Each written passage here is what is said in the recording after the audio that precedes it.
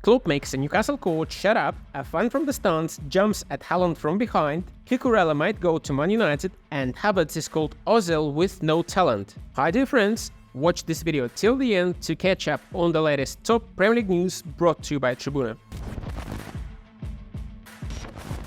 Arsenal got undone by 10-man Fulham, but in all honesty, it felt as if Arsenal played with 10 men from the start. 2 words: Kai Havertz. If the controversial TV presenter Richard Keys is kind of correct, there's clearly a problem. Kai Havertz is the new Ozil without the talent, said Keys. Both are enigmas. They didn't know what to do with Ozil, so Arsenal sold him. Then they bought Havertz instead. Written comments from Arsenal fans you could feel familiar. Here is one. Arteta is trying very hard to justify Havertz's price tag. He is the weakest link and most teams will exploit this weakness. It really is almost like reading Chelsea fans over the last 2 years. Not without difficulty, but Man City defeated Sheffield United. Kyle Walker almost gifted the home team a point, but Rodri had his views. After Erling Haaland headed home to beat the Sheffield United goalkeeper, who was amazing all game, he barely even celebrated. So angry he was for having wasted so many chances before. But for one fan, the joy was uncontained. A random supporter from Man City's away section jumped at unperturbed Erling Haaland, hugging and kissing the Norwegian. The guy definitely earned himself a stadium ban across the UK and a hefty fine, but well, he'll have a story to tell till the end of his life. And if you want stories to tell your friends all week, like this video, subscribe to the channel and hit the bell icon to stay tuned to all the Premier League latest. Let's go on. Pep Guardiola broke Sir Alex Ferguson's record without even being in the dugout.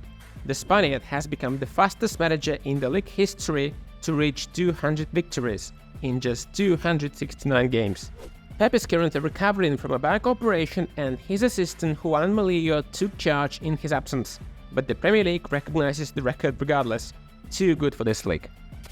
Man United pulled off an unbelievable 3-2 comeback against Nottingham Forest, who were too taken aback to be 2-0 up after 10 minutes with practically no possession of the ball. But the fact remains that despite the victory, United conceded 2 clumsy goals against Forest, and Klopp legend Peter Schmeichel singled out Andre Onana for criticism. "I honestly couldn't believe what I was seeing," said Schmeichel. "There's too much space left behind, and Onana makes it easy for Avanir." Well, it seems like Onana is the new scapegoat for some United legends from the past, as the likes of Schmeichel or Andy Cole criticize him more than they ever did David De Gea. After a win against Forest, thousands of Man United fans stayed at Old Trafford for a 60-minute sit-in protest. They're fed up with the ownership and no new signings will ever change their mind. But fan protests in the globalization era are almost a funny exercise. As thousands protested in the stadium, hundreds queued up outside the stadium for a new 100,000-something Adidas Man United kit. Moral of the story: you may be a disgruntled football fan, but someone will happily take your seat in the stadium at a 0 loss for the club. Chelsea assembled a squad good enough to beat Luton Town at home, and here is Mauricio Pochettino's first official victory for the Blues. Raheem Sterling was perfect once again, and Nico Jackson scored his debut goal. Chelsea climbed to the familiar 10th place in the league standings. But this good enough squad still has so many players Pochettino doesn't even remember them all. When asked to explain the current status of Malang Sarr and Jamie Cumming, Pochettino replied, "Who?" Visibly baffled, he continued, "Oh my goodness, I don't know what I can tell you. I don't know because you surprised me. It's like you punched me in the face." It could have only been funnier if they had asked him about Romelu Lukaku and Pochettino had given the same reply. Luke Shaw could be out for weeks and Man United have to buy someone. Why not visit their favorite shop called Chelsea Football Club? According to Fabrizio Romano, the Red Devils have inquired about Marc Cucurella, who is out of favor at Stamford Bridge. The Spaniard might be looking to reboot his career and the starting spot at Old Trafford could make sense for all involved. The question is, will United get a Brighton Cucurella or an AliExpress Chelsea version?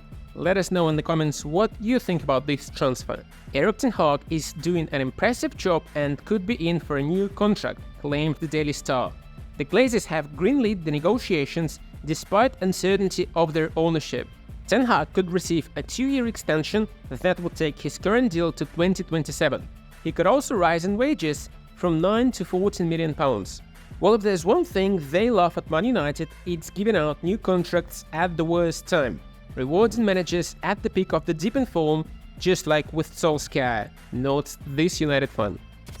Eddie Howe has a tradition to lose to Jurgen Klopp. Always. This time is no exception as Liverpool won 2-1. If only Howe's assistant coach Jason Tindall had known it. As tempers frayed in the first half of Newcastle against Liverpool, Tindall signaled to Klopp to shut up. Very clever. We get it, emotions and all that stuff, but bro, you don't play Swindon Town to be so cocky. Because at the end of the game, the camera inevitably panned to Howe and his assistant Tindall, and this is a screenshot Liverpool fans can have as a screensaver all week. The only consolation for Tindall and Newcastle fans is that this picture was someone's edit on social media and not a real thing. Tindall is actually a living meme for Premier League fans. Some might say he suffers with the main character syndrome because he always has to be the center of attention. Others will say football needs more characters like him. Darwin Nunez was easily the man of the match against Newcastle, which means Nunez had to speak to the media after the game. If you watch our channel, you know that Nunez speaks English as he keeps learning the language. This time, Darwin stunned everybody, no less, by saying thank you for your support in English. Words? Thank you for support.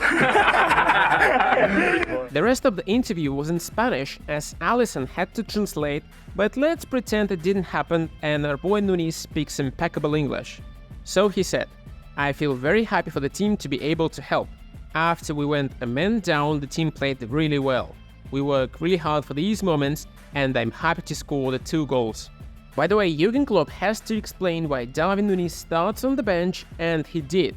It's clear Darwin is not happy, said Klopp. It's early in the season, we need to find stability and results. He will play, there's no doubt about it. We need everybody.